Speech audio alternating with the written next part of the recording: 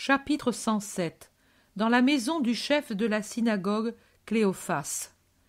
Jean et son frère frappent à la porte d'une maison dans un pays. Je reconnais la maison où entrèrent les deux d'Emmaüs avec Jésus ressuscité. Quand on leur a ouvert, ils parlent avec quelqu'un que je ne vois pas, puis ils sortent et vont par une rue rejoindre Jésus, arrêté avec les autres dans un endroit à l'écart. « Il est là, maître, et il est tout heureux que tu sois justement venu. Il nous a dit « Allez lui dire que ma maison est à sa disposition. » Maintenant, je viens moi aussi. Allons alors. Il marche quelque temps, et puis il rencontre le vieux chef de la synagogue, Cléophas, déjà vu à la belle eau. Ils s'inclinent l'un et l'autre, mais ensuite le bon vieux, qui semble un patriarche, s'agenouille en saluant avec vénération. Des citadins qui le voient s'approchent avec curiosité. Le vieillard se lève et dit « Voici le Messie promis. Souvenez-vous de ce jour, ô habitants d'Emmaüs. » Les uns regardent avec une curiosité toute humaine, d'autres ont déjà un religieux respect. Deux hommes se fraient un chemin et disent « Paix à toi, Rabbi, nous y étions nous aussi ce jour-là. » Paix à vous et à tous. Je suis venu comme le chef de votre synagogue m'en avait prié. Feras-tu des miracles ici aussi? S'il y a des fils de Dieu qui croient et qui ont besoin de miracles, j'en ferai certainement. Le chef de la synagogue dit que ceux qui veulent entendre le maître viennent à la synagogue, et de même ceux qui ont des malades. Puis-je dire cela, maître? Tu le peux. Après l'heure de sexte, je serai tout à vous. Maintenant j'appartiens au bon Cléophas. Et suivi d'une escorte de gens, il continue, aux côtés du vieillard, jusqu'à sa maison. Voici mon fils, maître, et mon épouse, et l'épouse de mon fils et ses petits-enfants. Je regrette beaucoup que mon autre fils soit avec le beau-père de mon fils Cléophas à Jérusalem, en même temps qu'un pauvre homme d'ici. Mais je t'en parlerai. Entre, Seigneur, avec tes disciples. Ils entrent et se restaurent, suivant les usages du pays. Puis ils s'approchent d'un feu qui brûle dans une large cheminée, car la journée est humide et froide. Dans peu de temps, nous allons nous asseoir à table. J'ai invité les notables de l'endroit. Grande fête aujourd'hui. Ils ne croient pas tous en toi, mais ils n'ont pas non plus de sentiments hostiles. Ils cherchent seulement. Ils voudraient croire, mais nous avons été trompés tant de fois ces derniers temps au sujet du Messie. Il y a de la méfiance. Il suffirait d'une parole du temple pour enlever toute méfiance, mais le temple...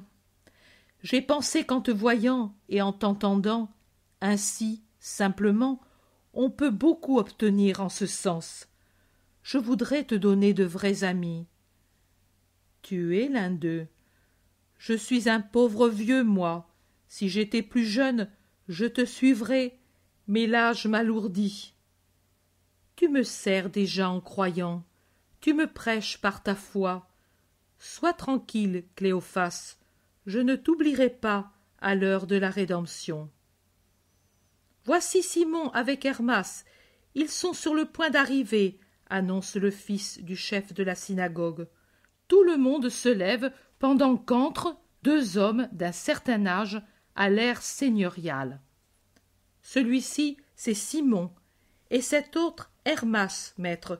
Ce sont de vrais Israélites, mais sincères au fond de l'âme. Dieu se révélera à leurs âmes, que la paix, en attendant, descende sur eux. Sans la paix, on n'entend pas Dieu. C'est dit aussi au livre des rois en parlant d'Élie. Celui qui a nom Simon demande « Est-ce que ce sont tes disciples, ceux-ci » Il y en a de tout âge et de toute région. Et toi, tu es galiléen? De Nazareth, mais je suis né à Bethléem à l'époque du recensement. Bethléemite alors, c'est ce que confirment tes traits. C'est une bienveillante confirmation pour la faiblesse humaine, mais la confirmation est de l'ordre surhumain. Hermas dit « Dans tes œuvres, tu veux dire ?» En elles et dans les paroles que l'esprit allume sur mes lèvres. Elles m'ont été répétées par des auditeurs. Ta sagesse est vraiment grande. Est-ce sur elle que tu as l'intention de fonder ton royaume? Un roi doit avoir des sujets qui connaissent les lois de son royaume. Mais tes lois sont toutes spirituelles. Tu l'as dit, Hermas, toutes spirituelles. J'aurai un royaume spirituel. J'ai donc un code spirituel. Mais le rétablissement d'Israël, alors? Ne tombez pas dans l'erreur habituelle de prendre le nom d'Israël avec sa signification humaine. On dit Israël pour signifier peuple de Dieu. Je rétablirai la vraie liberté et la vraie puissance de ce peuple de Dieu, et je la rétablirai en rendant au ciel les âmes rachetées et en possession de la sagesse des vérités éternelles. Prenons place à table, je vous en prie, dit Cléophas, qui prend place avec Jésus au centre. À droite de Jésus, il y a Hermas, et à côté de Cléophas, Simon, puis les fils du chef de la synagogue, et aux autres places, les disciples. Jésus, à la prière de l'hôte, fait l'offrande et la bénédiction, et le repas commence. Hermas demande « Tu viens dans ces régions, maître ?» « Non, je vais en Galilée, je suis venu ici en passant. »« Comment? Tu quittes la belle eau ?»« Oui, Cléophas. Il y venait des foules, bien que ce fût l'hiver. Pourquoi les déçois-tu? » ?»« Ce n'est pas moi. Les purs d'Israël en ont décidé ainsi. »« Quoi? Pourquoi? Quel mal faisais-tu? La Palestine a beaucoup de rabbis qui parlent où ils veulent. Pourquoi cela ne t'est-il pas permis à toi? Ne cherche pas, Cléophas. Tu es âgé et sage. Ne te mets pas au cœur le poison de cette amère connaissance. Hermas demande « Mais peut-être disais-tu des doctrines nouvelles, estimées dangereuses? Oh, certainement par erreur d'appréciation par les scribes et les pharisiens. Tout ce que nous savons de toi ne nous semble pas... Est-ce vrai, Simon? Mais nous ne connaissons pas tout, peut-être. En quoi consiste pour toi la doctrine? Dans la connaissance précise du décalogue, dans l'amour et la miséricorde. L'amour et la miséricorde, cette respiration, ce sang de Dieu, c'est la règle de ma doctrine et de ma conduite, et j'en fais l'application dans toutes les situations de ma journée. Mais ce n'est pas une faute, c'est de la bonté. Les scribes et les pharisiens jugent que c'est une faute, mais moi, je ne puis mentir à ma mission, ni désobéir à Dieu qui m'a envoyé sur la terre comme miséricorde. Il est venu le temps de la miséricorde totale, après des siècles de justice. Elles sont sœurs, comme nées d'un même sein. Mais d'abord la justice a été plus forte, et l'autre adoucissait seulement sa rigueur, car Dieu ne peut s'empêcher d'aimer. Maintenant, c'est la miséricorde qui est reine, et combien s'en réjouit la justice qui souffrait tant de devoir punir. Si vous y regardez de près, vous voyez aisément qu'elles ont toujours existé, à partir du moment où l'homme a contraint Dieu à être sévère. L'existence de l'humanité n'est que la preuve de ce que je dis. La miséricorde est mélangée à la punition même d'Adam. Il pouvait les réduire en cendres du fait de leur péché. Il leur a donné l'expiation. Aux yeux de la femme cause de tout le mal, humiliée pour cette raison, il a fait briller la figure d'une femme cause du bien. À eux deux, il a accordé des enfants et les connaissances nécessaires à l'existence. À Caïn, assassin, en même temps que le frappait la justice, il a accordé un signe qui était miséricorde pour qu'on ne le tuât pas. Et à l'humanité corrompue, il a accordé Noé pour la conserver dans l'arche. Et à partir de là, il a promis un pacte éternel de paix. Plus de déluge impitoyable, plus. La justice a été influencée par la miséricorde. Voulez-vous remonter avec moi l'histoire sacrée jusqu'à mon arrivée? Vous verrez toujours et toujours plus large se répandre les ondes de l'amour. Maintenant, c'est la pleine marée de Dieu, et elle te soulève, ô humanité, sur ses eaux douces et calmes.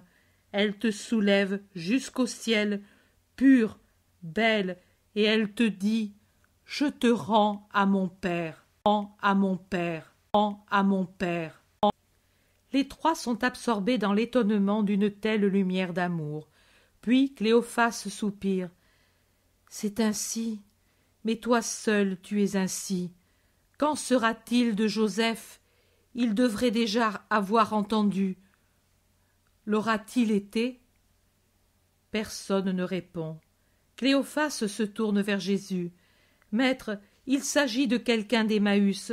Son père autrefois a répudié son épouse qui alla à Antioche s'établir avec un frère propriétaire d'un magasin. Cet homme est tombé dans une faute grave.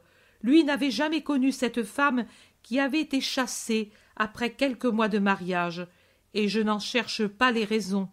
Il n'avait rien su d'elle, parce que, naturellement, son nom était banni de cette maison. Arrivé à âge d'homme et ayant hérité de son père son commerce et ses biens, il pensa à se marier.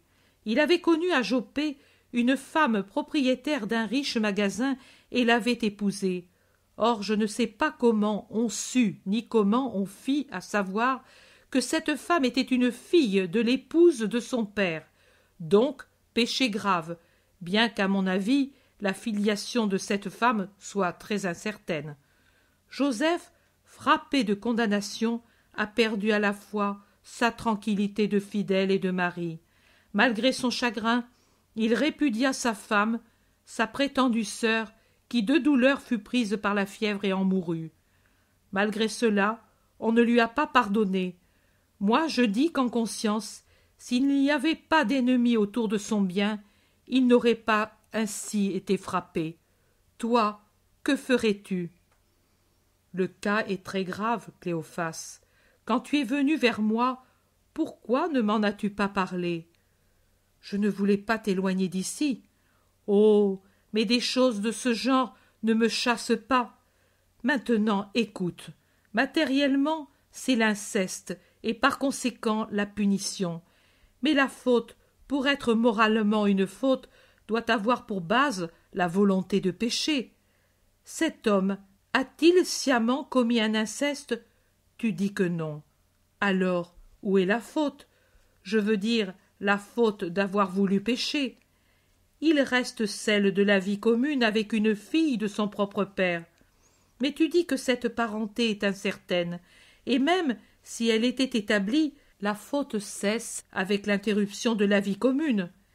Ici, l'interruption est certaine, non seulement par la répudiation, mais du fait que la mort est survenue.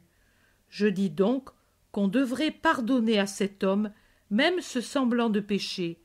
Je dis, puisqu'il n'y a pas de condamnation pour l'inceste royal qui dure au vu et su de tout le monde, on devrait avoir pitié de ce cas douloureux dont l'origine remonte à l'autorisation accordée par Moïse de répudier sa femme pour éviter des maux plus nombreux, sinon plus graves. Cette permission, je la condamne, car l'homme, bien ou mal marié, doit vivre avec son épouse et ne pas la répudier, ce qui favorise des adultères et des situations semblables à celle-ci. En outre, je le répète, en matière de sévérité, il faut l'exercer avec une égale mesure à l'égard de tous, et surtout à l'égard de soi-même et des grands. Maintenant, personne que je sache, à part le Baptiste, n'a élevé la voix contre le péché du roi. Ceux qui condamnent sont-ils exempts de fautes semblables ou pires, ou bien leur nom et leur puissance servent-ils à les voiler, comme leur somptueux manteau dérobe la vue de leur corps, que le vice rend souvent malade? Tu as bien parlé, maître, c'est bien cela. Mais toi, en somme, qui es-tu? Demandent ensemble les deux amis du chef de la synagogue. Jésus ne peut répondre, car on ouvre la porte que franchit Simon, beau-père de Cléophas fils. Bon retour, eh bien! La curiosité est si vive que personne ne pense plus au maître. Simon répond, eh bien, condamnation absolue. Ils n'ont même pas accepté l'offrande du sacrifice. Joseph est séparé d'Israël. Où est-il? Là, dehors, et il pleure. J'ai cherché à parler avec les plus puissants. Ils m'ont chassé comme un lépreux. Maintenant, mais c'est la ruine de cet homme, les biens et l'âme. Que voulez-vous qu'il fasse? Jésus se lève et se dirige vers la porte sans une parole.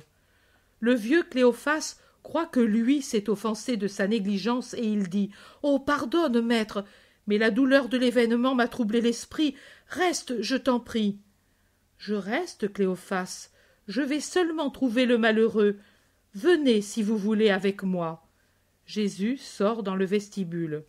Devant la maison, il y a une bande de terrain et des petits parterres, puis, au-delà, la rue. Par terre, sur le seuil, il y a un homme. Jésus s'en approche en lui tendant les mains. Par derrière, il y a tous les autres qui cherchent à voir. Joseph, personne ne t'a pardonné? Jésus parle avec une extrême douceur. L'homme tressaille en entendant une voix inconnue et toute bonté, après tant de voix qui le condamnent. Il lève la tête et le regarde étonné. Joseph, personne ne t'a pardonné, reprend Jésus, et il se penche pour prendre les mains de l'homme, essayant de le relever. Qui es-tu? Demande le disgracié. Je suis la miséricorde et la paix. Pour moi, il n'y a plus de miséricorde ni de paix. Dans le sein de Dieu, il y en a toujours. Ce sein déborde de ces choses, et spécialement pour les malheureux. Mais ma faute est telle que je suis séparé de Dieu. Laisse-moi, toi qui es certainement et bon pour ne pas te contaminer. Je ne te lâche pas. Je veux te conduire à la paix. Mais moi, je suis... Toi, qui es-tu? Je te l'ai dit. Miséricorde et paix. Je suis le Sauveur. Je suis Jésus. Lève-toi. Moi, je peux ce que je veux. Au nom de Dieu, je t'absous de l'involontaire contamination. L'autre mal n'existe pas. Je suis l'agneau de Dieu qui enlève les péchés du monde. C'est à moi que l'Éternel a donné tout jugement. Qui croit en ma parole aura la vie éternelle. Viens, pauvre fils d'Israël, restaure ton corps épuisé et fortifie ton esprit abattu. Je pardonnerai bien d'autres fautes. Non, il ne viendra pas de moi le désespoir dans les cœurs. Je suis l'agneau sans tache, mais je ne fuis pas les brebis blessées par peur de me contaminer. Au contraire, je les cherche et les conduis avec moi. Trop nombreux sont ceux qui sont entraînés dans une ruine complète par la sévérité d'un jugement d'ailleurs injuste. Malheur à ceux qui, par une rigueur intransigeante, amènent un esprit au désespoir. Ce ne sont pas les intérêts de Dieu, mais ceux de Satan qu'ils servent. En ce moment, je vois une pécheresse qui désire anxieusement sa rédemption éloignée du Rédempteur. Je vois un chef de synagogue persécuté pour sa justice. Je vois que l'on frappe un homme tombé dans une faute par inadvertance. Je vois que trop de choses se font qui proviennent d'où vit le vice et le mensonge. Comme un mur qui se dresse, brique après brique, et crée la séparation, ainsi les choses que j'ai vues, et j'en ai vu déjà trop en une année, sont en train d'élever entre moi et eux un mur de dureté. Malheur à eux quand il sera complètement élevé avec les matériaux qu'eux-mêmes fournissent. Tiens, bois, mange, tu es épuisé, puis demain tu viendras avec moi. Ne crains pas, quand ton esprit sera redevenu tranquille et paisible, tu seras libre de choisir ton avenir. En ce moment, tu ne le pourrais pas, et il serait dangereux de te laisser faire. Jésus a amené l'homme dans la salle et l'a forcé à s'asseoir à sa place, et puis il le serre. Ensuite, il se tourne vers Hermas et Simon et leur dit « Voilà ma doctrine, c'est cela et pas autre chose, et je ne me borne pas à la prêcher, mais je la réalise. Qui a soif de vérité et d'amour, qu'il vienne à moi. » Jésus dit, et avec cela se termine la première année d'évangélisation. Prenez-en note. Que vous dire encore? J'ai donné ce récit parce que mon désir était qu'il fût connu. Mais il se produit pour ce travail la même chose qu'avec les pharisiens. Mon désir d'être aimé, connaître, c'est aimer, se trouve repoussé par trop de choses. Et voilà une grande douleur pour moi, l'Éternel Maître, tenu en captivité par vous.